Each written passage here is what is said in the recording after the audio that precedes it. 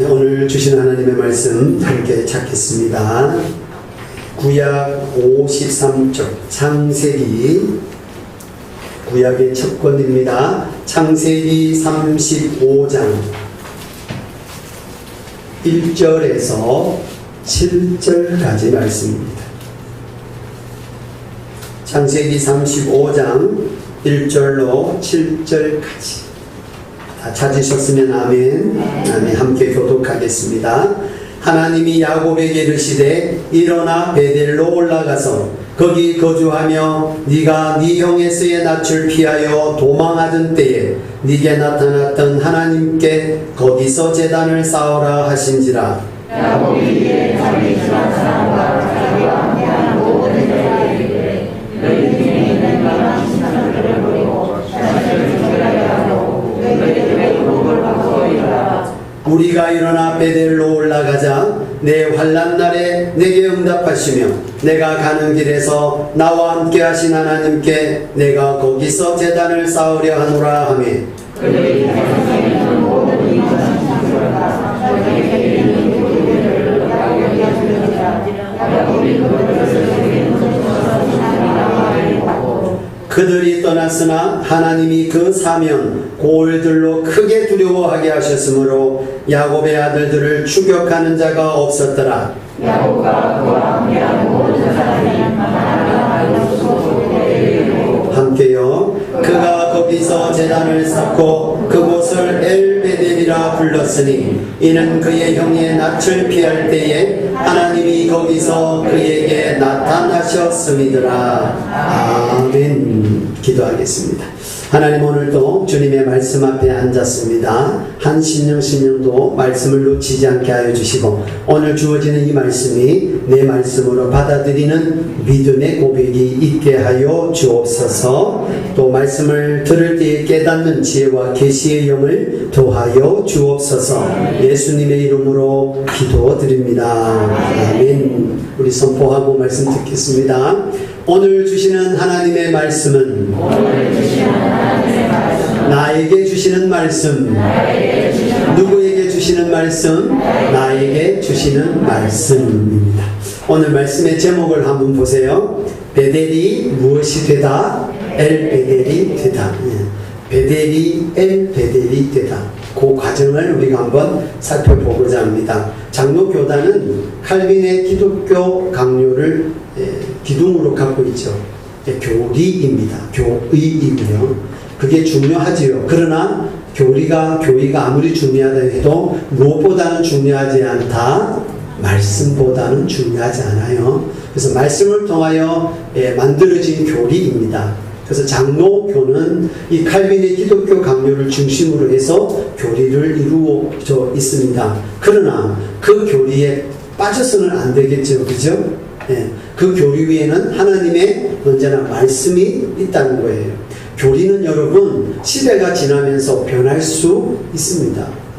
그러니까 그때 만들어진 교리가 시대를 지나면서 오늘날 안 맞을 수 있어요. 하지만 말씀은 그때나 지금이나 변함이 없는 거란 말이죠. 그런데 우리가 교리를 말씀보다 더 위에 두게 되면 문제가 생기게 돼요. 자, 교리는 창시자가 있습니다. 그렇죠? 교리는 인간이 있습니다. 그래서 교리에 빠지게 되면 교리주의가 되거나 우리 같은 경우는 칼빈주의자가 되게 되면 칼빈이 신이 되어버려요.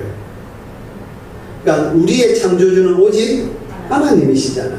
그러니까 하나님 위에 사람이 올려지면 곤란하잖아요. 그래서 중요한 교리이지만 그 교리가 100% 완벽하다고 볼 수는 없잖아요. 언제나 하나님의 말씀을 토대로 우리가 가져가야 되되, 그러나 장로교를 이루는 칼빈의 교리는 중요한 교리로서의 지침서가 있다는 거예요. 그 교리 제4권 1장 8절에 보면 뭐라고 기록되어 있느냐면요, 교회의 회원의 중요한 기준 3가지 이렇게 나와요. 교회 회원의 중요한 기준 3가지. 성도를 말하겠지요. 성도의 중요한 기준 3가지를 뭐라고 얘기하느냐 하면, 첫 번째, 믿음의 고백이 있어야 한다. 성도가 되려면, 교회의 회원이 되려면 무엇이 있어야 된다? 믿음의 고백이 있어야 된다. 그 다음에 두 번째는 삶의 모범이 되어야 한다. 무엇이 되어야 한다고요? 삶의 모범이 되어야 한다. 세 번째는 뭐냐면 성례에 참여해야 한다. 어디에 참여해야 한다? 성례에 참여해야 한다. 내가 성도인데 성찬이나 세례에 참여하지 않는 것은 교회 회원의 자격이 안 된다. 이렇게 나오는 거예요.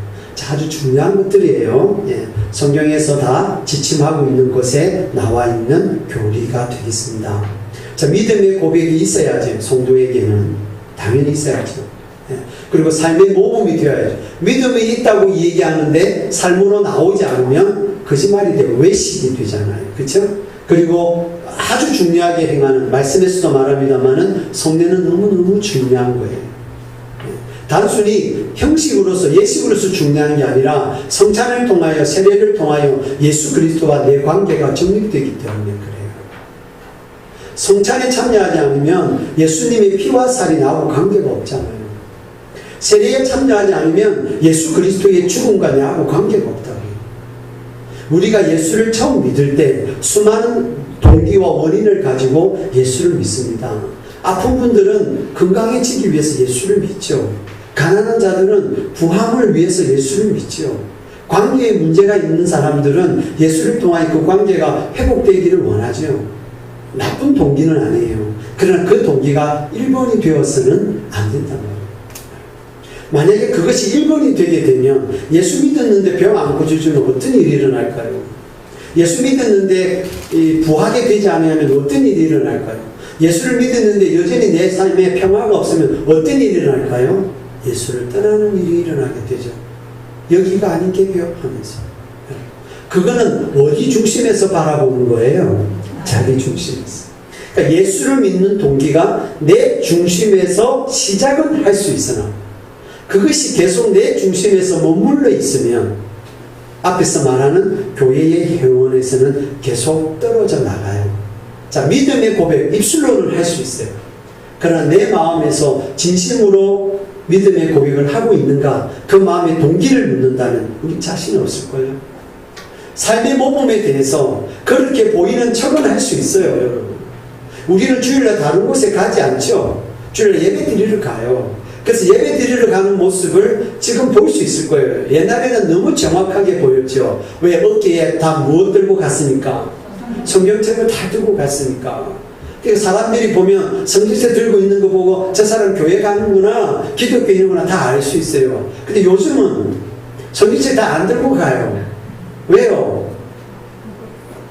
여기 다 나오니까요. 또요. 스마트폰이 있으니까요. 그 스마트폰이 성경책을 대체할 수 있느냐라는 논쟁도 있어요, 여러분. 스마트폰이 성경책을 대신할 수 있다. 도구로서는 대신할 수 있어요. 도구로서는. 그러나 동기로 들어가면 스마트폰은 스마트폰일 뿐이에요. 무엇이 문제일까요? 성경책을 들고 가는 내 마음의 동기. 저 사람이 성경책을 들고 있는 나를 볼 때 뭐라고 할까? 거기에 집착하는 사람은 성경책 드는 것이 무겁습니다. 성경책을 들어도 아주 교묘하게 들게 되어 있습니다. 그리고 어지간하면 성경책 안 들고 가게 됩니다. 왜? 그 사람이 봐도 모르니까. 그러니까 옛날에는 드러내는 거였어요. 내가 기독교님을 드러내는 거였어요. 지금은 숨기는 것이 있어요. 직장생활 하실 때 여러분 신앙인이라고 얼른 안 튀어나와요. 그게 왜 그러냐? 삶의 모범에 있어서 자신이 없기 때문에. 그러면 그 동기, 모범을 보인다 했을 때 그 마음의 동기, 우리 과연 그게 정결하다? 우리 자신있게 말할 수 있는가? 또 성례전에 참여하는 모습을 보면 언제나 죄인입니다라는 걸 겸손을 가장한 교만이 되어가지고 무조건 참여 안 한대요. 여러분 참여 안 하면 관계가 없다니까요. 내가 죄를 가지고 왔어도 그 죄를 이 시간에 순전한 마음으로 고백하면서 성례전에 참여해야죠. 네. 참여하면서 내 죄가 시킴을 또 경험해야죠. 여러분 성찬에 경험하는 수많은 의미 가운데 성찬에 경험하면서 악한 영이 떠난다 그랬어요. 예수 그리스도의 보혈을 마시는 거잖아요. 예수 그리스도의 몸을 먹는 일이잖아요. 그걸 하면서 그걸 하면서 내 마음이 정결해지고 내 몸이 정결해짐과 동시에 악한 영들이 떠나가는 경험들을 성찬을 통해서 이루어진다고 말씀하는데, 우리는 그걸 겸손을 가장한 교만이 되어서 나는 오늘 내 마음이 불안하고 내 마음이 평안하지 않았어. 한 주 동안에 내가 지은 죄가 많아서 참여 안 할래요. 이게 미덕이 되어 있어요. 예, 그걸 잘 분별하시기를 바라요. 동기로 들어가면 언제나 우리 속에는 내 중심성을 가진 신앙이 있단 말이에요. 그래서 뭐라고 말하느냐 하면 거룩한 교회가 짓는 죄, 이렇게 말해요.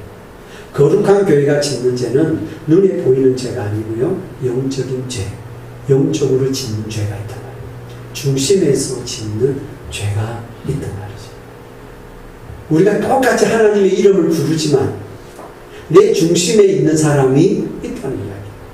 변함없이 10년을 교회를 다녀도 20년을 30년을 교회를 다녀도 여전히 내 중심성을 부리지 못하는 거예요. 오늘 본문에 등장하는 야곱이 오랜 시간 동안 이 신앙의 자리에 있었어요. 그런데도 그런 야곱을 하나님이 택하신 거예요. 하나님이 택하셔요. 아주 재미있는 부분 아니겠어요? 야곱은 태어날 때부터 발꿈치를 잡았다, 그 의미잖아요. 형의 발꿈치를 잡고 따라 나온 동생이에요. 그만큼 그 아비 손에 욕심이 있어요. 질투가 있어요. 먼저 나가는 형이 질투가 난 거 아니겠어요? 근데 자기가 먼저 나오려고 잡긴 잡은 거잖아요. 그러니까 태에서부터 벌써 질투의 화신이 되어져 있는 야곱의 모습이잖아요. 근데 그 야곱이 자기 중심성을 가지고 있으면서도 여전히 또한 두려움을 갖고 있는 존재예요. 요셉의 인생은 방황하는 인생이 많습니다. 구약에 등장하는 하나님이 택한 사람들의 대부분이 방랑시기를 다 경험하더라고요. 광야를 다 경험해요. 야곱 대신 광야를 다 경험해요. 그러나 야곱이 경험하는 광야는 자기 욕심 때문에 경험하는 광야예요. 자기 두려움 때문에 경험하는 광야예요.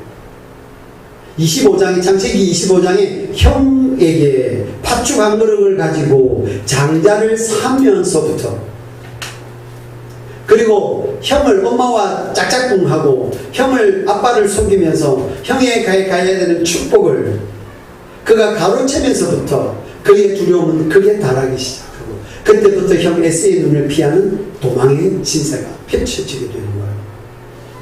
오늘 읽었던 이 35장의 본문이 그걸 마감하는 장이에요. 더 이상의 방랑, 더 이상의 두려움, 더 이상의 도망, 이걸 종지부를 짓는 장이 오늘 35장이에요. 여기서 이후부터는 야곱은 이제 야곱으로서의 역할을 감당하게 돼요. 지금까지는 헤매는 것이 있어요. 야곱의 인생을 우리가 조금 살펴보아야 됩니다. 1절 한번 보시죠.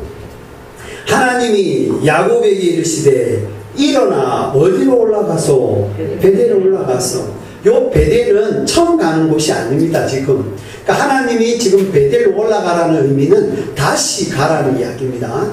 반복해서 나타나셨기 때문에 그 베델 한 번쯤 들렸던 곳이거든요. 사연이 있는 곳이에요. 그곳으로 다시 올라가라고 얘기해요. 거기 거주하라고 얘기해요. 그러면 지금 야곱은 베델에 있는 거예요? 다른 곳에 있는 거예요? 다른 곳에 있는 거예요. 그러니 하나님이 나타나서 베델로 올라가라는 거예요. 왜 하나님이 베델로 올라가시라 하실까요? 자, 네가 네 형 에서의 낯을 피하여 도망하던 때에 네게 나타났던 하나님께 거기서 무엇을 쌓으라? 제단을 쌓으라. 자, 하나님이 지금 베델이 아닌 다른 곳에 있는 야곱에게 나타나셔서 베델로 올라가라고 하시면서 그 이유는 그곳에 가서 뭐 하라는 거죠? 제단을 쌓으라는 거죠. 오늘날로 치면 이 제단은 무엇을 하라는 이야기예요? 예배를 드리라는 이야기가 되지요. 근데 그 예배를 드릴 그 베델, 그곳이 어떤 곳이라고 말씀하시는 거예요? 네가 네 형 에서의 낯을 피하여 도망가던 때에 만났던 곳이에요. 만났던 곳이에요. 그러니 과거에 야곱은 베델에 들린 적이 있는 거예요. 자, 형에서의 낯을 피하여 도망갔다는 이야기는 형 대신에 축복을 가로채고 엄마가 안 되겠다, 너 빨리 어디로 가라? 외삼촌 집으로 가라. 우리 지도를 보면서 그 경로를 조금 보시면 훨씬 더 이해하기가 좋을 거예요. 저 사람 PPT 한번 주세요. 야곱의 생애의 진로입니다. 잘 보이는지 모르겠습니다. 위에 있는 저기 오른쪽에 있는 넓은 파란색은 지중해입니다. 지중해고 위에 있는 점 여기 갈릴리 호수, 밑으로 내려오고 있는 파란색 저게 사해 여매입니다. 거기에서 지금 야곱의 인생이 있는데 빨간색이 있고 보라색이 있어요. 빨간색 화살표는 도망가는 방향입니다. 그 다음에 보라색 화살표는 돌아오는 귀환하는 방향입니다. 그러니 어디서 출발해가지고 저 브엘세바 쪽 밑에서 출발해가지고 어디까지 올라가서 저 위에 하란까지 올라가요. 저 하란까지 올라가서 거기서 요렇게 내려오기 시작하는 거예요. 요렇게 내려옵니다. 지금 요 35장 1절에 야곱이 어디 있느냐 하면 그 숫꽃 옆에 세겜이라는 데가 있습니다. 보입니까? 저 세겜에 지금 현재 있습니다. 지금 현재 세겜에 있는 것은 올라갔다가 돌아오면서 있는 세겜입니다. 귀한 중에 있는 세겜입니다. 그러니까 옛날에 너 형 에서의 눈을 피해서 도망했을 때라고 하는 거, 그 세겜에 있는데 어디로 가라고 얘기하지요? 베델로 가라고 얘기. 위치상으로는 내려오는 거지요. 근데 말씀은 뭐요? 올라가라 그러죠. 왜 올라가라 그랬을까요? 중심이니까, 그죠?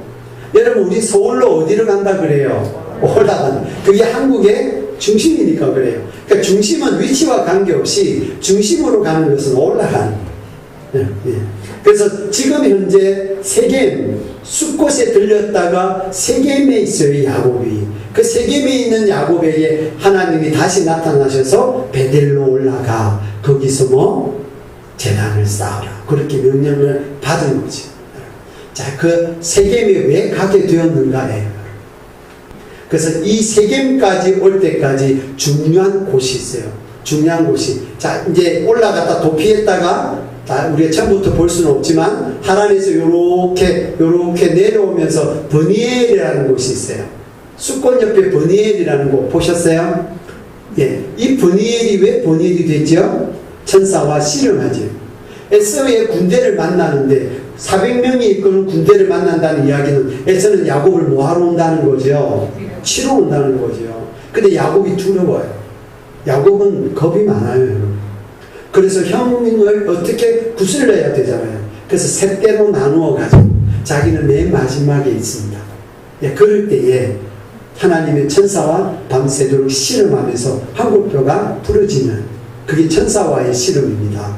그러면서 그것을 뭐라고 얘기했죠? 버니엘, 하나님의 얼굴을 본다.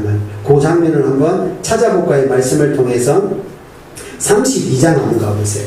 32장 10절 32장 10절 자, 이렇게 기록되어 있죠. 그러므로 야곱이 그곳 이름을 무엇이라 하였으니 브니엘이라 하였으니 그가 이르기를 내가 하나님과 대면하여 보았으나 내 생명이 뭐했다? 보존되었다. 요때 야곱이 이스라엘로 바뀌는 이름이 주어집니다. 그 앞에 있어 28절에 그가 이르되 내 이름을 다시는 야곱이라 부를 것이 아니요 이스라엘이라 부를 것이니 이는 네가 하나님과 및 사람들과 겨루어 이겼습니다. 그때 야곱에서 이 이름을 이스라엘이라고 받습니다. 자, 이름이 이스라엘이라고 바뀌어졌다고 해서 내 삶이 바뀌어졌을까요? 어떨까요? 이름을 바꿨다고 해서 내 삶이 통째로 바뀌어졌을까요? 그렇지 않습니다. 아직 야곱은 그대로 야곱의 옛 속성을 갖고 있어요. 옛 사람의 속성을 갖고 있어요. 이름을 이스라엘로 바꿨습니다. 예. 그러니 지금 세겜에 있는 거예요. 예. 안 그러면 베델이 있어야 돼요, 사실은. 예. 변화되었다면 베델이 있어야 돼요. 근데 아직은 야곱이 이름은 바꿨어도 삶이 변화되었다 볼 수 없어요. 우리가 교회를 다닌다고 해서 삶이 자동적으로 바뀌어질까요? 여러분, 바뀌어지지 않아요. 내 입으로 그냥 주여 주여 부른다고 해서 내 삶 통째로가 변화될까요? 그렇지 않습니다. 뭔가가 변화가 있어져야 되는 게 있습니다. 만남이 있어져야 되는 거예요. 그냥 교회 다닌다고 해서 내 삶이 변화되는 게 아니에요. 내 입으로 그냥 하나님 부른다고 해서 내 삶이 저절로 바뀌는 게 아니에요. 옛 사람, 옛 습관은 그대로 있거든요. 이거 청소해 가야 돼요. 결단이 있어야 되고 그 변화의 삶이 있어야 돼요. 행동이 있어야 돼요. 근데 그 행동의 본원은 행동케 하시는 성령의 힘을 받아야 되고, 그리고 내 힘으로 하는 게 아니라 그 성령의 힘을 빌어서 움직여질 때 비로소 변화돼요. 내 스스로 내 힘으로 변화되는 것은 얼마 못 가다가 지치는 거예요. 그래서 전에 한번 말씀드렸죠. 교회 사역하다가 지치는 이유는 내 힘으로 하기 때문입니다. 그 동기가 선하다고 해도 내 힘으로 하는 것은 언제나 마침표가 찍혀져 있어요. 그러나 성령이 공급하시는 힘을 통해서 해나가는 것은 날마다 그 기쁨이 더해질 거라고 말씀하는 거죠. 그래서 지치지 않아요. 지치지 않아요. 지칠만 하면 힘이 공급될 테니까요. 네.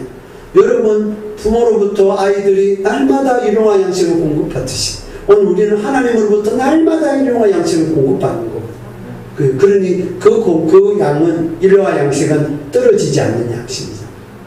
그런데 우리가 지칠 수가 없을 거예요.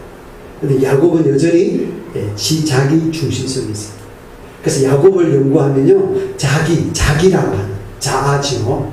자아라고 하는 것이 자기의 하나의 우상이 되어 있음을 알 수 있습니다. 자, 하나님이 택하셔도 여전히 자기 중심적으로 있을 수 있다는 거예요. 하나님이 택하셔도, 하나님이 택해도 내 중심성을 가질 수 있다는 이야기예요. 택한 것 자체가 변화된 건 아닙니까? 우리가 자 그걸 구별해서 보실 수가 있습니다. 자, 이 분이엘을 오기까지 다시 한번 28장으로 앞으로 넘어가 보시죠. 첫 번째 하나님을 만났던 베델, 28장 19절 한번 보세요. 28장 19절. 이것은 에서의 형이 낯을 피하여 리브가 엄마가 너 외삼촌 집으로 가라 할 때 도망갈 때 돌베개를 베고 잤던 그곳, 루스라고 하는 그곳입니다. 이렇게 기록되어 있죠. 그곳 이름을 베델이라 하였더라. 이 성의 옛 이름은 루스더라. 그때 사닥다리 꿈을 보면서 사닥다리 오르락내리락 하는 걸 보면서 그가 하나님을 첫 번째 만나게 됩니다. 그러면서 그가 그 만남의 감격이 너무 커서 뭐라고 서원을 하게 되는 거예요. 어떤 서원을 하게 되느냐? 20절부터 22절까지예요. 28장 20절 보세요. 야곱이 어떤 서원을 했는가 보세요. 야곱이 서원하여 이르되 하나님이 나와 함께 계셔서 내가 가는 이 길에서 나를 지키시고 먹을 뜰과 입을 옷을 주시어 내가 평안히 아버지 집으로 돌아가게 하시오면, 지금 도망가는 거잖아요, 외삼촌 집으로. 근데 나중에 하나님께서 나를 집으로 돌아가게 하신다면, 귀환시키신다면 뭐라고 하는 거예요? 나의 하나님이 되실 것이다. 지금 하나님께서, 여호와께서는 나의 하나님이 되실 거예요 라고 고백하는 거 하나. 두 번째 보세요. 22절. 내가 기둥으로 세운 이 돌들이 하나님의 뭐가 될 것이다? 집이 될 것이다. 하나님의 집이 될 거예요 라고 하는 거와, 또 마지막으로 하나님께서 내게 주신 모든 것에서 10분의 1을 내가 반드시 하나님께 드리겠다고, 11조를 드리겠다고 하나님 앞에 소원했습니다. 자, 우리는 하나님을 경험하게 될 때 이러한 소원 내지는 결단을 할 수 있습니다. 혹시 여러분이 하나님 앞에 이러한 소원을 했던 곳이 있는가 보세요. 그곳은 분명히 하나님을 처음 경험했을 때일 거예요. 여러분의 인생을 돌아보면서 나는 언제 하나님을 경험했지? 정말 하나님이 계시는구나를 내가 언제 내 마음속으로 믿게 됐지? 고백하게 됐지? 그러면서도 어떻게 해요? 내가 하나님께 이렇게 할게요. 내가 하나님께 저렇게 할게요.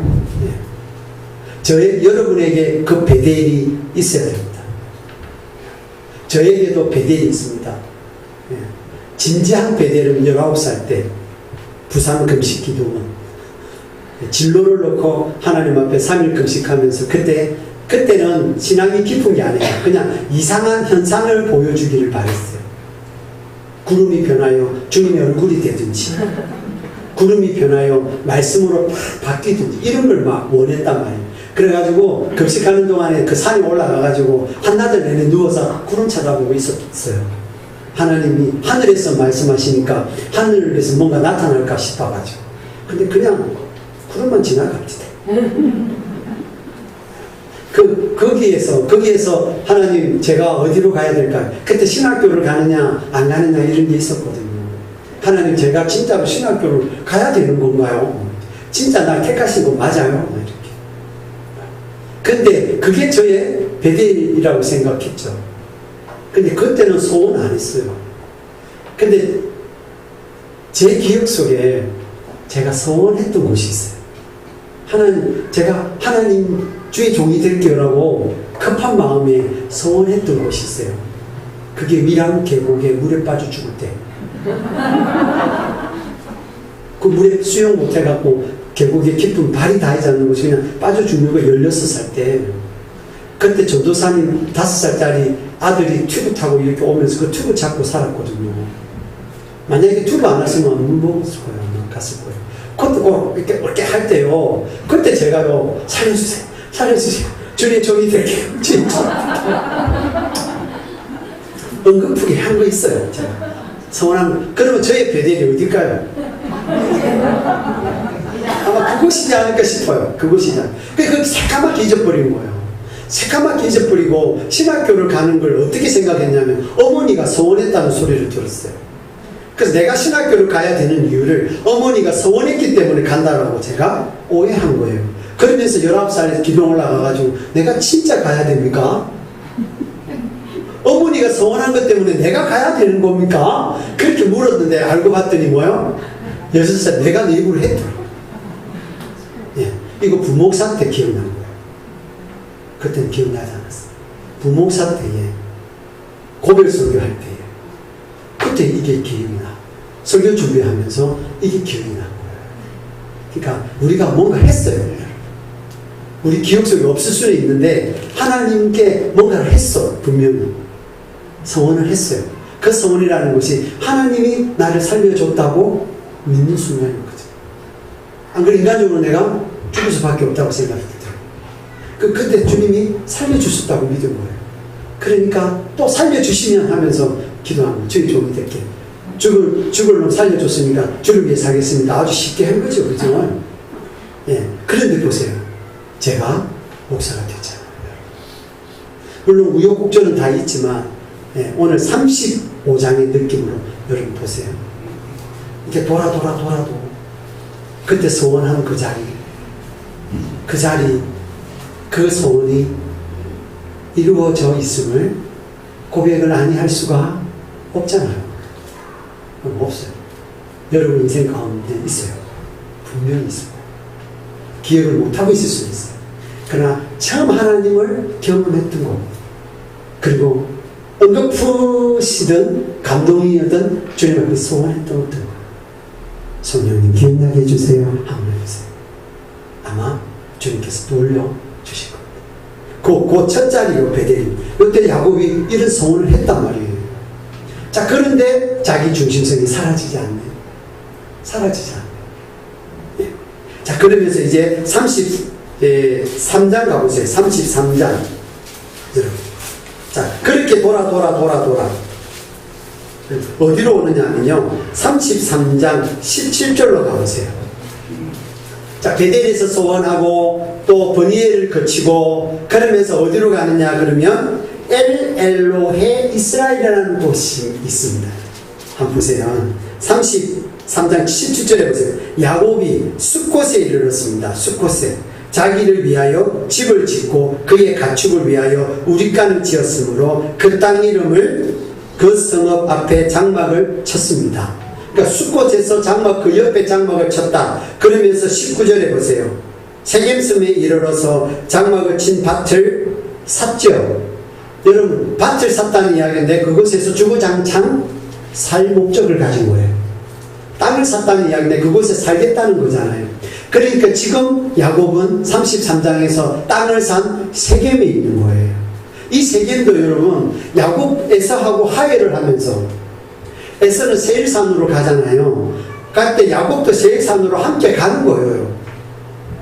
그런데 형님 먼저 가 계세요. 제가 뒤따라 갈게요. 그래 놓고 형이 세일산으로 먼저 가고 난 다음에 야곱은 세일산으로 안 가고 어디로 빠졌다? 숫곳으로 빠진 거예요. 그러니까 두려움이 여전히 있는 거예요. 형하고 화해를 했어도 형을 못 믿겠는 거예요. 내 이럴 때 형 따라가가지고 형이 마음이 변심해가지고 나를 짓눌러 버리면 어떡하지 싶으니까 형을 먼저 보내놓고 자기는 또 다른 곳으로 가는 거예요. 이게 야곱이에요. 고로 야곱은 누구다? 나다. 우리가 야곱이에요. 우리가 이렇게 살아요. 저기 가면 이럴 것 같고 여기 가면 이럴 것 같고 서원을 했는데 새까맣게 잊어버리고 그저 그냥 하나님 왜 나한테 이러고 있으면서 여전히 자기 중심성을 가지고 생각하는 거죠. 그러니까 하나님을 내 중심성으로 볼 때 판단하게 되거든요. 상황을 내 중심성으로 볼 때 평가하게 된단 말이에요. 그러면 뭔가 모르지만 하나님과하고는 상관없는 어떤 결과를 만나게 됩니다. 야곱의 인생에서 계속 이래요. 자, 33장에서 야곱이 지금 왔잖아요. 세겜에 와 있잖아요. 땅을 사고 집을 지었단 말이죠. 여기서 평생 살려고 했단 말이죠. 그리고 그곳을 보세요. 33장 20절 한번 보세요. 거기에 제단을 쌓고 그 이름을 엘로헤 이스라엘. 엘 하나님이잖아요. 그죠? 그러니까 이스라엘의 하나님이에요. 이스라엘의 하나님 이렇게 나옵니다. 하나님 이스라엘의 하나님. 이때 이스라엘은 민족 이스라엘이 아니고 바꾸어진 야곱에서 이름을 이스라엘로 분리해서 바꾸어진 그 이름이니까 누구의 하나님이라는 거예요? 야곱 자신의 하나님이라는 거예요. 이게 자아예요. 자기만의 하나님이에요. 내가 원하는 곳에 틀을 닦고 내가 원하는 식으로 제단을 쌓은 후에 내 하나님이라 이 말이에요. 그래서 엘로의 이스라엘은 이기적인 제단이에요. 나를 위해 쌓은 제단이에요. 여러분 오늘날 우리가 교회에 나와서 예배를 드리지만 나를 위한 예배 드릴 수 있어요. 하나님을 위한 예배가 아니고 나를 위한 예배를 드릴 수 있단 말이죠. 그게 엘로의 이스라엘이에요. 그러니 하나님이 선택한 야곱을 두고 보시겠어요? 거기 있는데 자기를 위하여 제단을 쌓고 나의 하나님, 나의 이스라엘, 이 자신의 하나님이라고 고백하고 있는 이 야곱을 어떻게 다루시겠어요? 네. 그래서 오늘 35장에 들어가는데 그냥 안 와요. 그냥 안 옵니다. 자기 중심성에 있는 중심을 하나님께로 옮길 때는 그냥 안 와요. 어떻게 와요? 고난을 통해서. 그래서 34장이 들어와요. 33장 세겜에서 그냥 베델로 안 간단 말이에요. 그래서 34장에 사건이 일어나요. 어떤 사건이 일어나요? 그의 딸 레아에게서 태어난 자녀가 있습니다. 르시레유스 그리고 딸 디나. 그래서 레아가 총 6아들을 낳고 딸 디나를 낳고 딸 디나가 세겜 땅에 있는 세겜이라고 하는 아들 세겜이라고 하는 주장한테 강간을 당합니다. 근데 왜 강간을 당하느냐 하면 34장에 이렇게 읽어보시면 34장 1절만 보세요. 레아가 야곱에게 낳은 딸 디나가 그 땅의 딸들을 뭐 하려고 보러 뭐 했다? 나갔다. 요 의미가 뭘 의미하나요? 이미 그 땅의 문화에 물들었다. 여러분, 강간이 그냥 이루어지면 아니에요. 강간은 죄예요. 그럼 우리는 지금 동기를 살피고 있어요. 그 세겜 땅에 익숙해져 가고 있는 거예요. 나도 모르는 사이 그 문화에 익숙해져 가고 있는 거니까 이미 디나의 관심이 어디에 있다? 그 땅의 딸들에게 있다. 그 시대에 그곳에 살아가고 있는 같은 부류의 여성에게 관심이 있어서 트렌드, 유행에 관심이 있어서 보러 간 거예요. 그 문화에 젖어서 가는 거예요. 그래서 만나요. 디나가 강간을 당하죠. 강간을 당하는데 그의 친오빠들이죠. 레위와 시므이가 시몬이 가만히 있지 않죠. 그 죽이려고 복수하는 거예요. 근데 그 복수를 어떻게 하는 줄 알아요? 세겜이 딸 디나하고 결혼하겠다고 강간한 것에 대한 책임을 지는지 사랑을 했거든요. 그래서 딸을 달라고 그래요. 근데 이 오빠들이 괘씸한 거예요. 복수하고 싶은 거예요. 근데 어떤 복수를 하느냐? 그러면 우리는 할례 받지 아니하는 이방 족속하고는 결혼 못하니까 할례 받아. 그래서 할례를 다 받아. 남성의 표피를 다 잘라요. 3일 동안 고통 속에 있어야 될 때 그때 레위하고 시므온이 다 죽여요. 자, 그 이야기를 그 사건을 하고 난 다음에 그 아들이 야곱에게 와서 아버지 우리 이렇게 했어요. 복수했어요. 자, 그 말을 들었을 때 야곱은, 여러분이 야곱이라고 하면 어떻게 반응하면 좋을까요? 여러분, 야곱이라면 그 복수는 죄예요, 그렇죠? 그러나 그 심정은 이해하고도 남죠. 내 딸이 강간당한 거잖아요. 예. 근데 야곱이 어떻게 반응하는지 보세요. 야곱이 34장 30절 보세요. 34장 30절. 자, 그렇게 얘기하는 자기 두 아들에게 어떻게 얘기하는 보세요. 야곱이 시므온과 레위에게 이르되 너희가 내게 화를 끼쳐.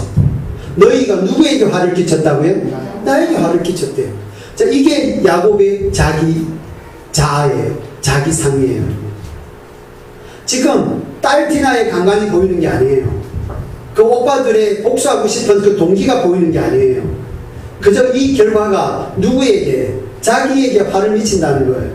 이거는요, 이방 족속들의 복수법이 있어요, 여러분. 친척이나 가족이 해를 당하잖아요. 그 다른 가족이, 다른 친척이 대신 복수하는 게 있어요, 법이. 그게 두려운 거예요. 그러니까 니네들이 나한테 화를 끼쳐서 나로 하여금 이 땅의 주민 곧 가나안 족속과 브리스 족속에게 악취를 내게 하였도다. 나는 수가 적은즉 그들이 모여 나를 치고 나를 죽이리니 그러면 나와 내 집이 멸망하리라. 오로지 그게 안전이에요. 안전. 나가 몇 번 들어가요? 7번이나 들어가요. 네. 이게 야곱의 자기 자아예요. 무엇으로부터 비롯된? 두려움. 두려움이 비롯된.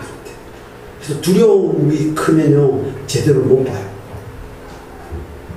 아직도 세겜에 살아가고 있는 야곱은 두려움 속에서 자기 중심성을 가지고 있다. 자, 그런 야곱을 하나님이 오늘 찾아오셨어. 어디로 올라가라고? 베델로. 네가 처음 하나님을 경험했던 베델로 올라가라. 자, 근데 그냥 올라갈 수 없어요. 세겜에서 여러분, 세겜에서 베델로 그냥 올라갈 수 없어. 자, 스스로 못 올라가니 사건이 터졌잖아요. 디나의 강간 사건은 우연히 터진 게 아니에요. 야곱을 움직이게 하는 하나님의 손이 간섭되어진 겁니다. 자, 그리고 그냥 베델로 그냥 올라가는 게 아닙니다. 오늘 2절 말씀 보세요. 자, 2절 말씀이 오늘 여러분 결론입니다. 자, 베델로 올라갈 때는 뭔가를 하고 올라가야 돼요. 2절 한번 보세요.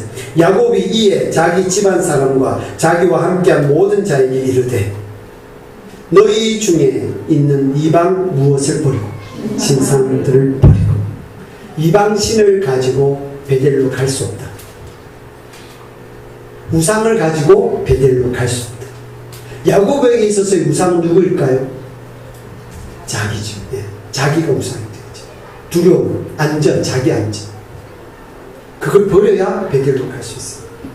라헬에게는 뭐가 있었어요?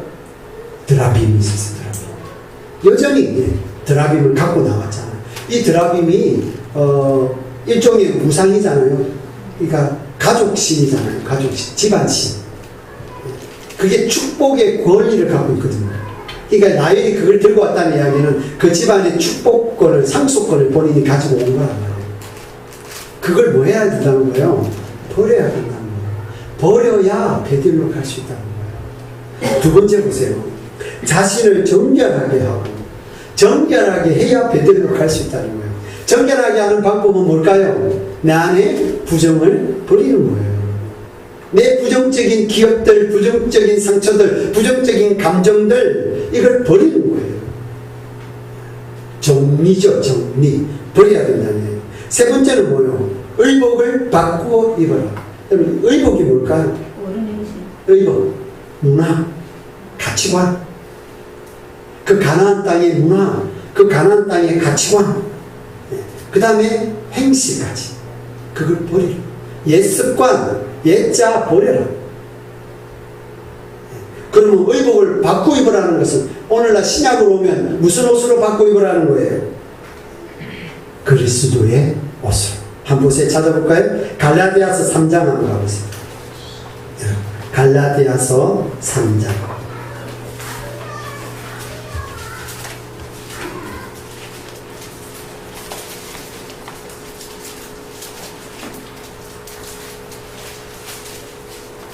갈라디아서 3장 27절.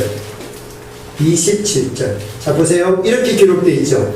누구든지 그리스도와 합하기 위하여 세례를 받은 자는 그리스도로 무엇 입었느니라? 옷 입었느니라. 그럼 세례에 참여해야 돼요? 안 해야 돼요? 해야죠. 세례가 의미하는 게 뭔데? 그리스도로 옷 입는 거예요. 그리스도로 옷 안 입을 거예요? 옛날 입던 옷 그대로 교회 와가지고 그리스도로 옷 바꿔 입어야 되는데 옛날은 그대로 어떻게 신앙생활을 할 수 있어요? 그리스도로 옷 입고 한 군데만 더 찾아볼까요? 로마서 13장 한번 가보세요. 로마서 13장 한번 가보세요.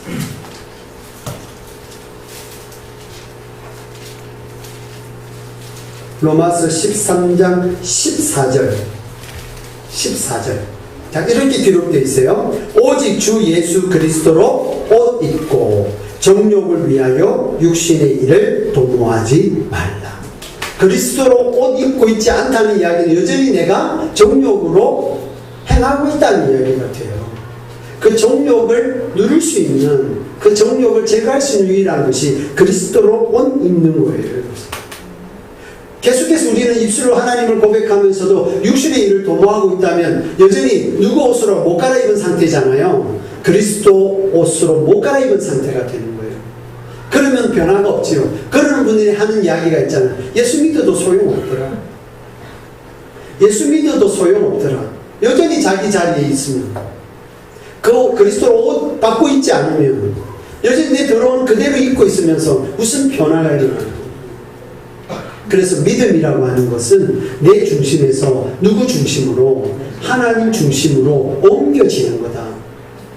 오늘 이 야곱의 귀환 속에는 이것이 있어요. 내 두려움 중심, 내 자아의 중심에서 이제 하나님 중심으로 옮겨져 가야 되는 야곱의 일생이에요.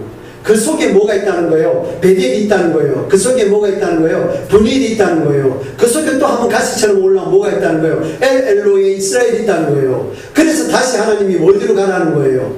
처음 하나님을 경험했던 곳으로 베델로 다시 올라가라. 거기서 뭐 하라? 예배 드려라. 예배 드려라. 예. 그러니까 예배라고 하는 것이, 진정한 예배라고 하는 것이 하나님께서, 회중 예배는 뭐예요? 하나님께서 우리의 하나님이십니다를 고백하는 거예요. 개인 예배는요, 하나님께서 나의 하나님이십니다를 고백하는 거예요. 그 예배를 드려라. 이렇게 얘기하는 거예요. 드려라. 자, 3절부터 35장 3절 보세요. 우리가 일어나 베델로 올라가자. 내 환난 날에 내게 응답하시며 내가 가는 길에서 나와 함께 하신 하나님께 내가 거기서 제단을 쌓으려 합니다. 이제 야곱이 정신을 차린 거예요. 자, 두 가지가 있잖아요. 내게 응답하신 하나님 기억해냈단 말이에요. 나와 함께 하신 하나님을 기억해냈단 말이에요. 하나님이 야곱을 통해서 어떻게 응답하셨는가, 그의 불을 어떻게 이루어 주셨는가, 하나님 다 보여주세요. 읽어보시면 25장부터 읽어오시면 돼요. 야곱이 어떻게 불을 이루었는가. 그 삼촌 라반이 집에서 하나님이 관여하셨거든요. 그를 잊어버려요. 그러니 4절 5절에 보세요. 자, 이방신상들, 자기 귀에 있는 귀고리들 다 야곱에게 줘요. 귀고리가 뭡니까? 종 아닙니까? 종. 난 종입니다. 당신의 종입니다. 어디의 종이다? 우상의 종입니다. 귀고리 다 달고 있는 거. 그거 야곱에게 다 주고. 그랬더니 야곱이 그걸 뭐예요? 4절 마지막 절, 하반절, 상수리 나무 아래에 묻었다, 여러분. 베델은 묻어놓고 가야죠. 들고 갈 수 없어요. 가지고 갈 수 없어요. 갈 수 없어요. 자, 이렇게 믿음으로 결단만 해도 하나님 어떤 일 하시는지 아세요? 5절에 그들이 떠났지만, 야곱엔 두려움이 있을 수 있잖아요. 내가 옮겼을 때에 이방 족속 때 나를 가만히 두지 않을 것 같은 그 두려움이 있는데 하나님 어떻게 개입하세요? 그들이 떠났으나 하나님이 그 사면 고을들로 크게 두려워하게 해가지고 야곱을 못 치게 해요. 다 보호하셔요. 우리가 생각할 때 눈에 보이는 계산, 전략 봅니다. 이거 이렇게 하면 안 되고 저거 저렇게 하면 안 되고 계산 나오지요. 물론 상식적으로는 그래요. 근데 하나님께서 개입하시는 거예요. 하나님께서 개입하시면 상식을 넘어가잖아요. 우리의 한계를 넘어가잖아요. 내 육체의 질병, 의사가 진단받을 때는 가망이 없는 진단을 받아요. 늦었어요라는 진단도 받아요. 그럼 하나님이 개입하시잖아요. 그 하나님이 어떤 하나님이신데요? 죽은 자도 살리시는 하나님이시잖아요. 그게 믿음이죠. 나는 할 수 없어요. 그러나 하나님은 하실 수 있어요. 이게 믿음이지요. 믿음 주셔서 내가 하게 해달라고 그런 기도하지 마세요. 내가 하게 해달라고 한가 동시에 우리 교만해질 거예요. 주님이 잘하시는 걸 내가 믿는 거예요. 주님이 하시는 걸 내가 믿는 거예요. 그 믿음을 소유하시길 바래요. 자, 그래서 거기에 제단을 쌓고 7절 마지막 절 보세요. 그걸 뭐라고 하는지 보세요. 그것은 베델입니다. 베델인데 어떤 베델인가 보세요. 거기서 제단을 쌓고 그것을 엘 베델이라고 한자가 더 붙었죠. 엘 베델. 여러분, 베델이라는 의미도 하나님의 집이라는 의미예요. 그 하나님의 집인데 엘 베델은 뭐예요? 베델의 하나님이라는 거예요. 지금까지 그 베델은 누구의 집일 수 있었다는 이야기예요. 하나님이 집에 왔어도 여전히 내 집을 고집할 수 있었단 말이에요. 근데 진짜로 이 베델이 하나님의 베델입니다라는 고백이에요. 이제는 내 중심이 아닌 누구의 중심이라는 거죠? 하나님 중심이라는 걸 확정할 때 L을 더 넣은 거예요. 여러분, 베델도 L이 들어가지만 다시 한번 L을 넣으면서 진짜 이 베델의 주인이 하나님이세요. 이 예배의 주인이 하나님이세요. 내 삶의 주인이 하나님이세요. 내 중심에 서 있지 마세요. 언제까지 내 생각대로 하나님을 판단하실까요? 언제까지 내 생각대로 신앙을 판단하실까요? 그저 하나님의 중심으로 가는 거예요. 그래서 하나님이 어떻게 하시는지, 하나님이 어떻게 나를 인도해 가시는지 내 중심에서 힘을 빼셔야 돼요. 힘을 빼셔야 이곳이 엘베델이 돼요. 지구촌 교회는 하나님의 교회이죠. 그게 L이 들어가는 거예요. L 지구촌 교회. 지구촌 교회의 하나님이세요. 우리가 아니라 복을 받기 위해서 예배로 나오는 게 아니에요. 하나님 중심으로 들어가는 행위예요. 하나님 중심으로 들어가는 행위가 예배예요. 그것이, 그래서 예배에 성공하십시다. 예배자가 됩시다. 우리가 성전 이전의 비전을 저희들이 선포했습니다. 근데 아무 변화가 없죠. 이때쯤 되면 다 까먹어야 되죠.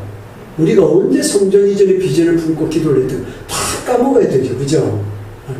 내 중심에서 성전 이전을 보면요. 그래요. 근데 이거 보세요. 여러분. 예배가 제대로 드려지지 않아. 내 중심에서 이 예배를 바라보고 있는 한 우리는 계속 돌아야 돼요. 돌아야 돼요. 그러나 예배자로 바로 서자 그랬어요. 성전 이전 비전을 선포할 때 1번 예배자가 되자 그랬어요. 그리고 내 중심에 하나님을 경외하는 마음이 있게 하자 그랬어요. 이것이 돼야 돼요. 이것이. 예배를 사모하는 신령들이 많아지길 바라요. 네. 그리고 교회로 나오는 마음이 기뻐지기를 바라요. 그 기쁨이 충만해지기를 바라요. 하나님이 일하실 때요. 하나님이 일하실 거예요. 하나님이 왜 꼼짝도 안 하시지? 성전 이전에 대한 비전의 기도를 옛날부터 했는데 지금 몇 개월이 가는 것 같은데 왜 하나님이 꼼짝도 안 하시지? 이건 어디서 보는 거예요? 내 중심에서 보는 거예요. 하나님 뭐라고 말씀하실까요? 베들로 가. 이렇게. 베들로 가. 거기서 제단을 쌓아. 제단을 쌓아. 자, 예배에 성공하시길 바라요. 이 말은 내 중심을 버리고 하나님 중심으로 가는 거지. 오늘 야곱을 통해서 그걸 보여주고 엘 베델이 되는 거예요. 베델이 엘 베델이 되는 거예요. 내가 소원하고 했던 그곳이 이제 하나님이 계신 곳이 되는 거예요. 그래서 주님이 이제 야곱을 제자리로 씩 돌리면서 오늘 요때부터 진짜 오리지널 이스라엘의 조상으로서의 야곱이 서게 되는 겁니다. 그래서 주님이 복을 주시게 되는 겁니다. 자, 한 것만 확인하고 마치겠습니다. 11절, 35장 11절. 하나님이 그에게 이르시되 나는 전능하신 하나님이라 생육하며 번성하라 한 백성과 백성들의 총회가 네게서 나오고 왕들이 네 허리에서 나오리라. 그래서 이스라엘의 조상은 아브라함으로 치지 않고 누구로 친다? 야곱으로 친단 말이에요. 이스라엘 조상은 야곱부터 시작해요. 믿음의 조상은 아브라함이지만 이스라엘 민족의 조상 이름은 이스라엘 야곱으로 친다. 오늘 이 사건을 통해서 하나님께서 야곱에게 주신 약속입니다. 자, 야곱에게 약속하셨다면 우리에게 약속하신 하나님이 계시는 거예요. 여러분 개인에게 약속하시는 하나님이 계시는 거예요. 에베델 되시길 바라요. 엘베델, 여러분의 삶의 현장이 엘베델이 되시기를 바라요. 우리 지구촌 교회가 엘베델이 되시기를 바라요. 주님의 약속이 옵니다.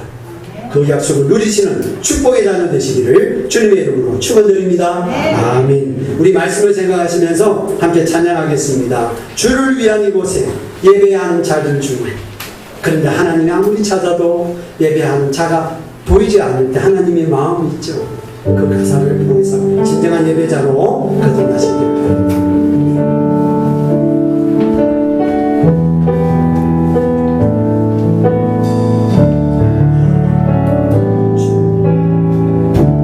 주를 위한 이곳에 예배하는 자들 중에 그가 찾는 이어서 그가 찾는 이어서 주님께서 슬퍼하시네. 주님이 찾으시는 또 한 사람, 주님이 찾으시는